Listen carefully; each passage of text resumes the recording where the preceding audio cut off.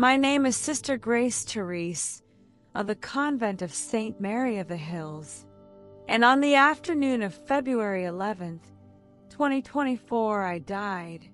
It was an ordinary day, if any day in a cloistered convent can truly be called ordinary.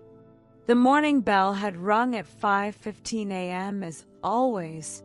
I had knelt for morning prayers, swept the chapel floor, tended to our herb garden, and helped prepare soup for the noon meal.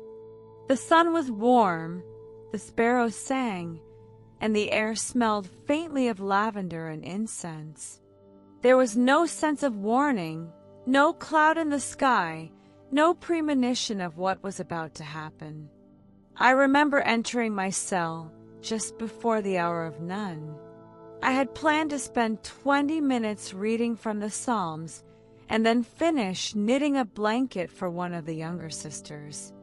But just as I sat down, I felt a sudden pressure, an intense, crushing pain in my chest. I reached for the edge of the table, tried to cry out, but no sound came. My knees gave way. The world spun. Darkness fell. The doctors later told me my heart had stopped at exactly 2:37 p.m. I was dead for 7 minutes. But to me, time ceased to mean anything the moment my soul left my body. What I'm about to share with you is not a dream. It's not imagination, not hallucination, not some euphoric fantasy. It is the most real thing I have ever experienced. And it changed everything. The first thing I remember after the collapse was light, not blinding, not harsh, but living light. It wrapped around me like breath, like memory, like music. There were no edges, no shadows, only love, pure, total, consuming love. And then I saw him, Jesus, not a painting, not a thought, not a whisper. Jesus Christ, the risen and glorified King, standing before me with eyes like fire and tenderness. He didn't speak with a voice like ours, but every word he said shook me to my core. Grace, he said, just my name. And I fell, not out of fear, but because my knees gave way under the weight of holiness. He lifted me gently and looked at me, and I felt more known in that moment than in my entire lifetime. Every doubt, every sin, every tear, every prayer, I saw it all reflected in his eyes. I couldn't speak. I couldn't move. I could only weep. But then he said something I will never forget. You are not done. I didn't understand. I thought I was being welcomed home. I felt ready. My soul had longed for heaven my whole life. But his voice carried a different tone, not rejection, but commission. There is a message, he said. You must return. The world is not ready. My church is not listening. Before I could ask what he meant, he extended his hand and touched my shoulder. And then I saw. I was no longer standing in light, but suspended above something else, something shadowed, veiled, aching. It was not hell. It was not heaven. It was the in-between, a place for souls who had died but never lived for him. I saw them, faces, millions of them, men, women, children. Their expressions weren't ones of torment, but of absence, regret, desperation.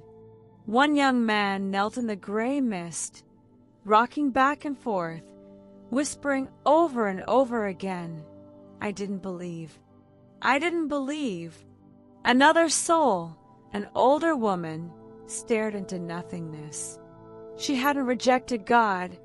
She had simply never cared to know him. It wasn't punishment I felt in that place.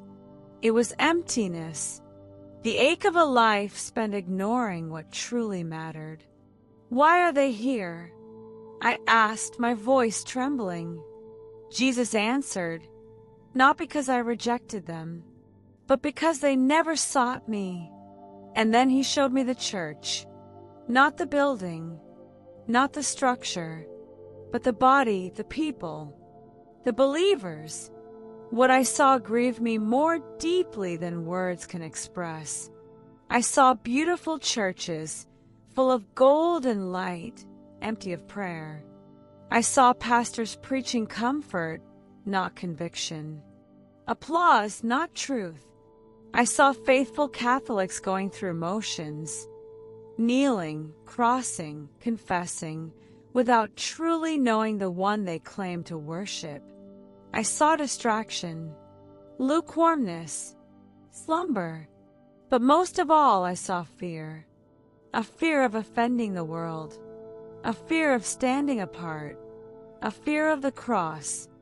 And then Jesus said something that pierced me like a sword. They honor me with their mouths, but their hearts are far from me. Tears streamed down my face. I thought of my own life, how often I had filled my days with tasks, with prayer routines, with liturgies and schedules, but how little I had truly paused to love him, simply and fully. And then came the final vision. Jesus brought me to a crossroad, a split path. On one side, a church returning to its first love, kneeling, repenting, preaching the gospel with fire and truth, even when it cost them everything.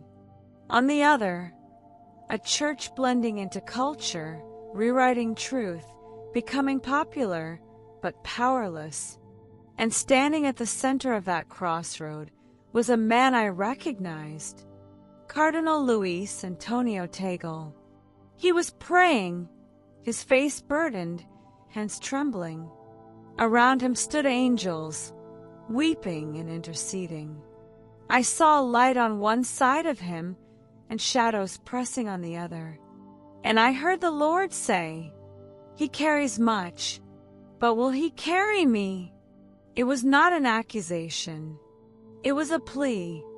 Jesus continued, "He is loved. He is chosen." But the choice remains. I was overwhelmed. I had always admired Cardinal Tagle from afar. A man of kindness, of compassion, of humility. But now I saw the weight on his shoulders, the spiritual warfare around him. Jesus looked at me and said, "The future of many does not lie in his hands, but in whether he walks with mine." And just as quickly I was back. I gasped awake in the hospital, with doctors shouting and nurses crying. But I didn't feel panic. I felt urgency like I'd never known. I begged the sisters not to call the press. I didn't want fame. I didn't want attention. I wanted obedience. I began to pray like never before. Fast, weep, intercede. I wrote everything down, what I saw, what I heard, what I felt. I shared it first with Sister Beatrice, our Mother Superior, then with the other sisters. One by one they listened. Many wept. Some were shaken. All began to pray more deeply. What I saw is not a message of doom. It's a call to awaken, a call to return, a call to tremble again before a holy God who still speaks, who still calls, who still waits for his bride to remember him. And now I'm telling you, because if you've watched this far, it means you care. And if you care, then Jesus is calling you too. Don't wait for another miracle. Don't wait for the next pope. Don't wait for the church to fix itself. The time is now. He's not asking for perfect theology. He's asking for your heart. He's not demanding eloquence. He's asking for honesty. He's not waiting for performance. He's inviting you into presence. Come back to him. not to ritual, not to routine. To Him. He's closer than you think, and He's calling your name. This is only the first half of what I saw and what Jesus showed me. There is more, much more. After sharing my initial experience with the sisters at the convent, I felt a profound sense of responsibility. The visions I had were not just for me, they were a call to action for the entire church. I knew I had to continue sharing what I had seen and heard, no matter how difficult it might be. In the days that followed, I spent hours in prayer and reflection. The images of the in-between realm, the faces of those souls, and the burdened figure of Cardinal Tagle haunted me. I sought guidance, asking the Lord to show me how to proceed. One evening, as I knelt in the chapel, I was enveloped by a warm, radiant light. I felt the presence of Jesus once more. He spoke to me, not with words, but with a deep understanding that resonated within my soul. He showed me a vision of the church, not as a building, but as a living body. I saw its members, each with their own struggles and triumphs. Some were vibrant and full of faith, while others were weary and lost. The heart of a church beat faintly, struggling to keep pace with the demands of the world. Jesus then directed my attention to the leaders of the church. I saw bishops and cardinals, each facing their own challenges. Some were steadfast, holding firm to the teachings of Christ, while others wavered, swayed by the allure of power and prestige.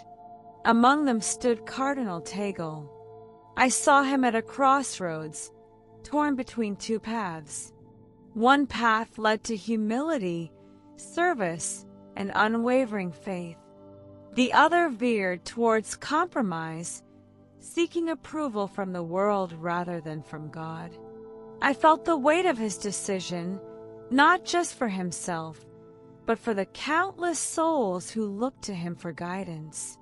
The angels around him wept, their tears a testament to the gravity of the moment.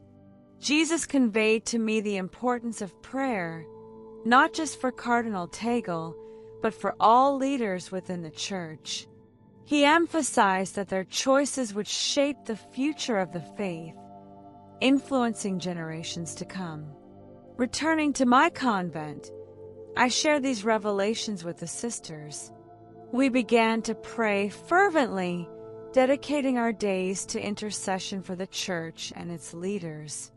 Our community became a beacon of hope, a place where the fire of faith was rekindled.